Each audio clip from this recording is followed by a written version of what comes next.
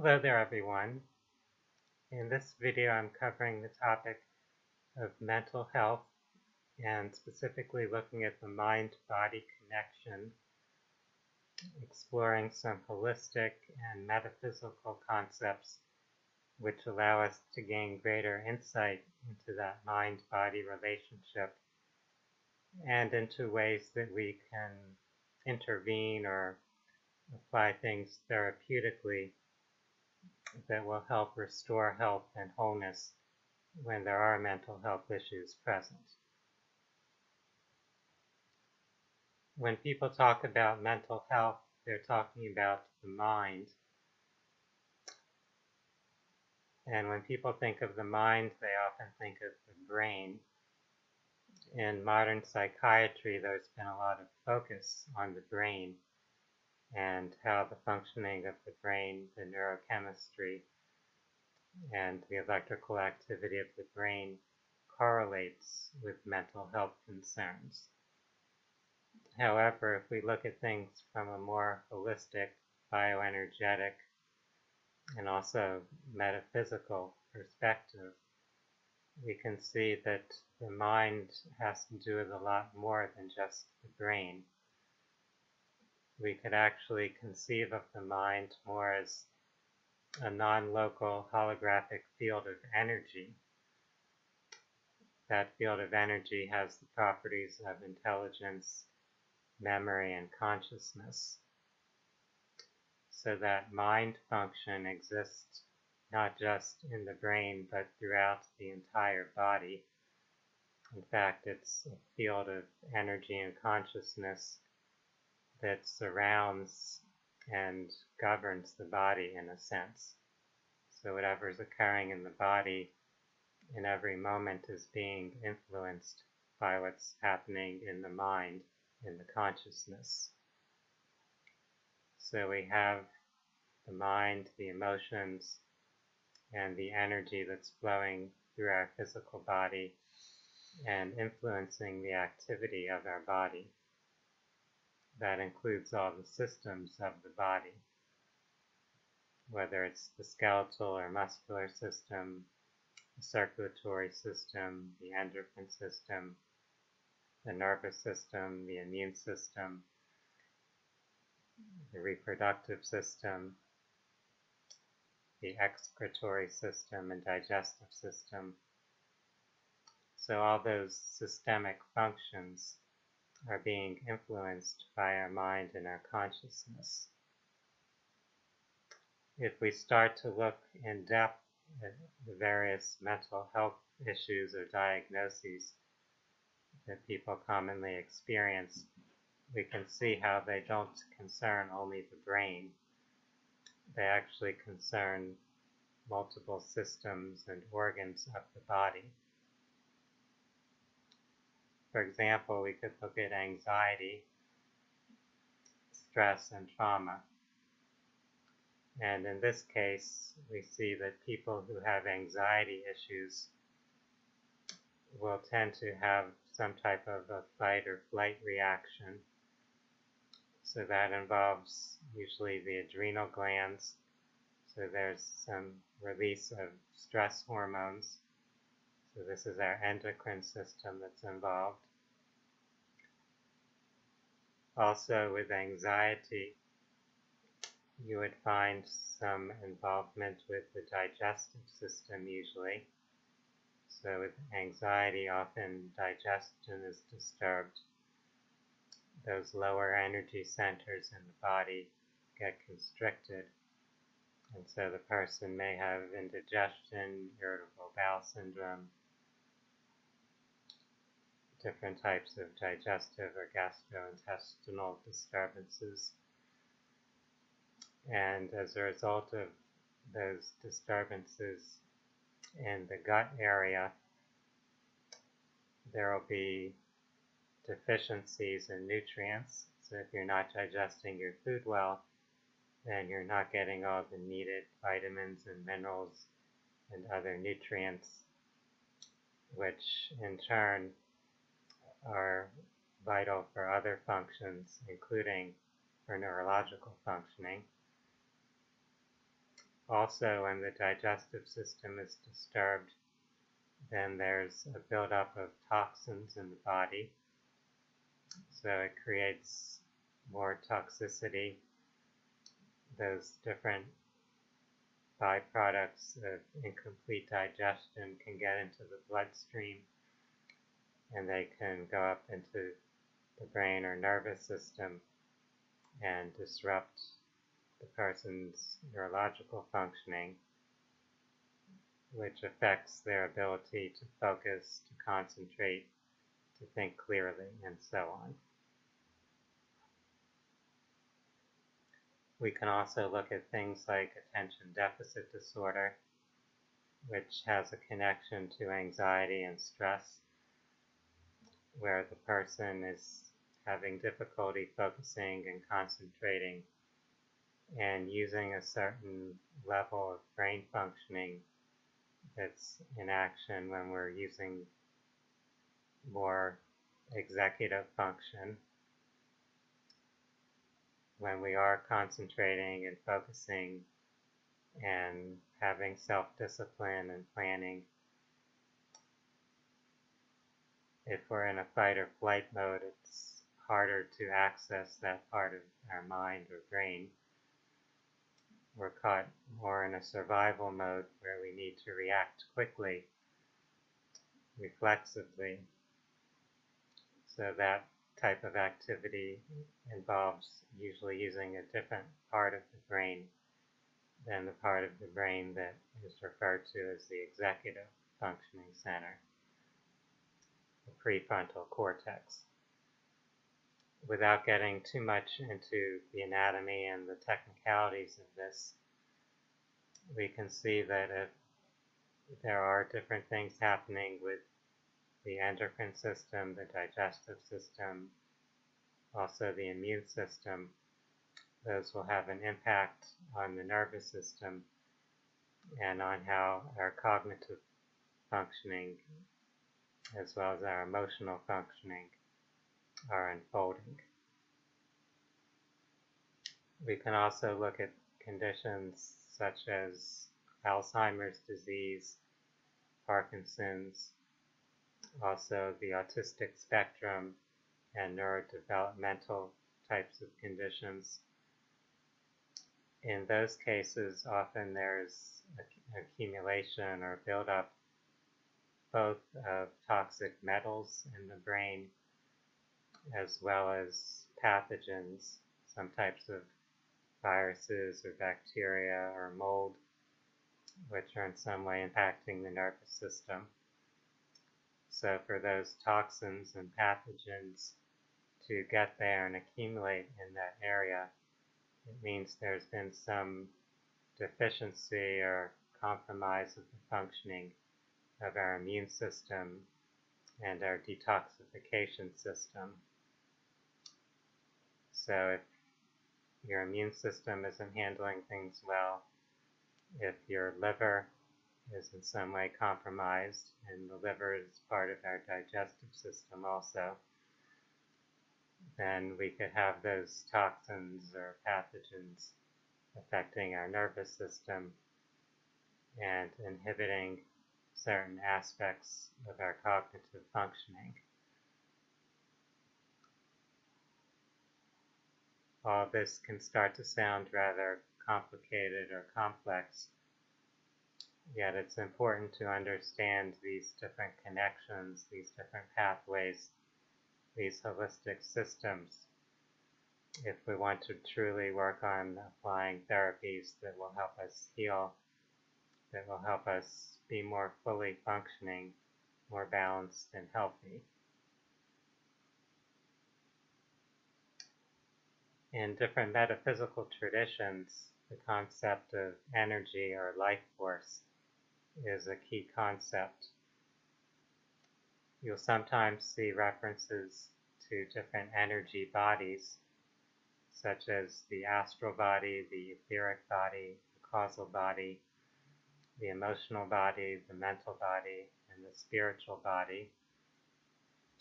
Those bodies really refer to different layers or frequency ranges of energy in the energy field that makes up who we are. So those bodies, in a sense, surround and interpenetrate the physical body. They're having either a direct or indirect effect upon what's occurring on the physical level. If there is a disturbance in those energy fields, if something is disrupting or creating resistance in the flow or pulsation of energy as it comes into the physical body, then the physical organs and systems will be impacted. Therefore, we could conceive of a situation where you have certain thoughts and emotions that are creating that type of constriction or resistance in the energy. Let's suppose that you have the emotion of anger and angry types of thoughts correlated with that. In the holistic medicine viewpoint, particularly from Eastern Oriental medicine, the liver organ is impacted by anger. So when you're carrying and holding on to that anger, when it's stuck in your energy field, when you haven't fully released or processed it, and it's just embedded in your energy there, then it will tend to compromise the functioning of the liver. And so now with the liver not functioning as well, then your body is not able to detoxify as well when it's exposed to harmful chemicals, to things like heavy metals, different types of toxic things in the atmosphere, in the food or water, pesticides, etc. So now that the liver is not handling its functioning so well, those toxins can start to build up and deposit themselves, or be deposited, you could say, in different regions of the body, depending on what areas of the body are most vulnerable. Also, the liver is key to fat metabolism, to handling the fats and oils in the foods that we eat. So if the liver is compromised, if it doesn't have its full energy resources available, then you may not be able to digest those fats and oils so well.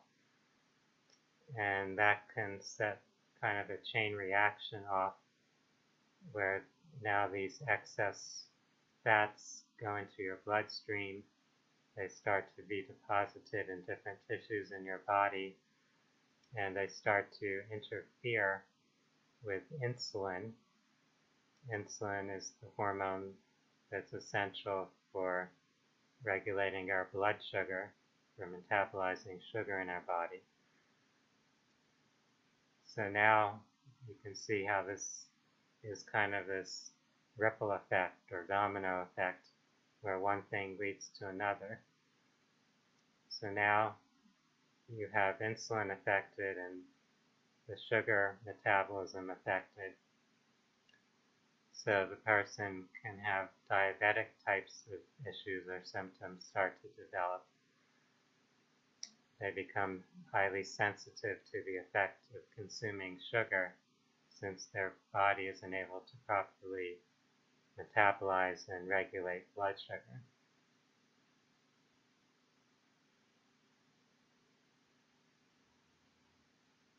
Coming back to this issue of the mind-body connection with mental health, we can start to look at all these different ripple effects that often start out at the level of our consciousness, where we have thoughts and beliefs which resonate with or trigger particular emotions.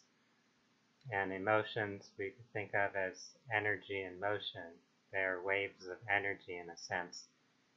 Those waves of energy come through our aura, our biofield or energy field, and start to be processed through the physical body. In a way, our physical body functions as part of a feedback system And it's often actually trying in some way to process or bring a resolution to the psychological patterns that we're carrying. So the symptoms in the body, in the tissues and organs, those can reflect the issues that are present in our mind, our psyche.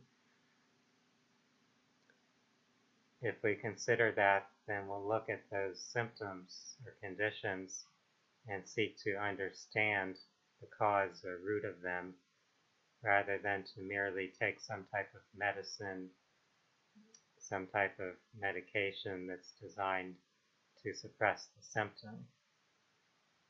In fact, in the field of psychology, a lot of research now shows that treating common mental illnesses or mental diagnoses such as anxiety or depression with medications can lead to a perpetuation of those conditions over the long term rather than a resolution. Since by taking that medication, you're just taking sort of a biochemical bypass, you're blocking the symptom, so you're not sensing or feeling what's actually happening in your consciousness.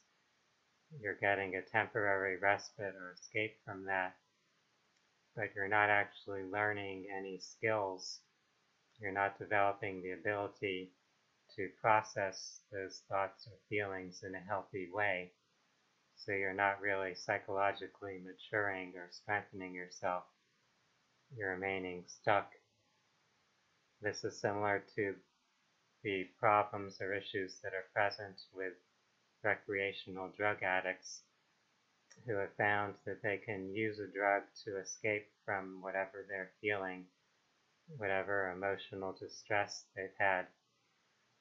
But by doing so, they're not actually learning healthy coping skills or evolving their consciousness. They're just getting attached to or dependent or addicted with those particular substances or behavioral types of addictions also. So to really evolve and mature and be more healthy, whole, and functional, we want to take a different route. We want to be conscious of the symptoms that we have, as well as the deeper emotional and mental patterns that they reflect. And we want to start developing skills that integrate the mind and body, that integrate the conscious and subconscious mind, so that we can really be fully present and able to regulate ourselves, to manage our own mental and emotional state, to balance our own energy, to be conscious of our own breath. These are all things that help us more in the long term, that give us more empowerment as we go forward on our path. So integrating the understandings of physiology, of functional medicine, of a more integrative psychology, and a metaphysical perspective can bring us tools and resources to work on this mind-body connection and help establish more harmony and equilibrium. In addressing these issues, we can work on multiple levels. So biologically, we might work with nutrition and detoxification and helping a person shift their diet, their exercise patterns and sleeping patterns, changing their social environment, getting away from abusive situations. We can work on breath work, on meditation, on exercises to manage our energy, such as Tai Chi, Qigong, yoga. These can all be helpful. We may also work with hypnosis or hypnotherapy, where we're accessing the subconscious mind more directly and working through memories experiences from the past, perhaps, that may have not been properly or fully processed. By processing them through these methods, we're able to discharge or release the energies that may have been built up or accumulated. And this opens up our energy flow so we can be more in harmony with our spiritual source, more at ease with life. We can also look from a more conscious level at the deeper meaning of our experiences, at the challenges that we've had in our life path. And as we look at those challenges, we can see them from a new or expanded perspective where we don't think of or feel like a victim, where we see that everything is unfolding to help support our evolution, to give us opportunities to grow and evolve, to develop more skills, more resources. So that would be kind of the cognitive approach. And that also includes mindfulness, just being more of an observer of yourself and of your experiences, rather than caught up in different emotional reactions to those experiences. Since our body is receiving and processing the energy waves that are generated in our consciousness, it often helps to use methods that in some direct way help the body release those energies, those imprints. So different forms of body work, of massage, and various forms of breath work and energetic therapies actually help clear those patterns and programs from our body, so that even at the cellular level we can kind of reset and be more refreshed and more open, more allowing of our life force to stream through us to nurture our bodies. I hope that this discussion of this holistic mind-body understanding of mental health has given each of you some insights or ideas that could help you or could help you with assisting others. This is a kind of complex topic since there's multiple layers and dimensions to it, and it involves being really committed to seeking understanding, to seeking growth and healing, not merely looking for a momentary shortcut or symptom relief, but actually seeking healing, working toward wholeness.